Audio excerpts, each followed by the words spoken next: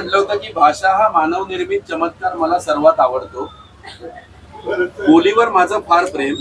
शाळेमध्ये मागच्या भागावर बसून ती वापरण्याबद्दल मी जास्तीत जास्त बोलणी खाल्लेली आहे.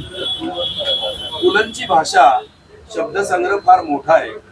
गेल्या 100 वर्षातल्या मराठी शब्दांचं सगळं वैभव त्यांच्या भाषेत येतं. रांधक, उच्चे कान, वाजपी, आनंदाचं वाऊर, आळवाची खाच, आयुष्याची सारवट गाडी, एकसमया वच्छेदे करून, सत्वपरायण, क्षत्रिय कुलावतंस असे अनेक जुने शब्द ते सहज वापरतात.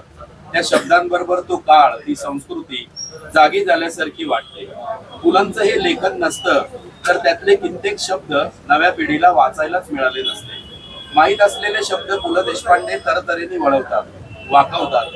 बुंदीच्या लाडवांनी दातांची खोलवर चौकशी केली पाहिजे, या वाक्यातला चौकशी हा शब्द बघावा. असा शब्द वापरावा तो पुलंनीच. भुकेसारखी आंघोळ लागावी लागते. तार ऑफिसातलं यंत्र निरोप कडकटवीत असतं. दाखवायला आणलेली मुलगी नम्रतेची पराकाष्ठा करीत असते. लग्नात वरपक्ष यथाशक्ती मिरवत असतो. या पुस्तकातून लेखकाचा अरूप सहवास घडतो. उर्दू लिपीत लिहिणं म्हणजे अपसव्य लिपीत लिहिणं, अशी पुलंची अनेक वाक्य शब्दांच्या अनपेक्षित उपयोगाने थक्क करतात. याखेरीज केवळ शब्दांवर लिहिलेले त्यांचे काही लेखही आहेत. कसं काय बरं आहे या लेखात बरं आहे या शब्दप्रयोगाला त्यांनी तरतरेने चालून दाखवलेला.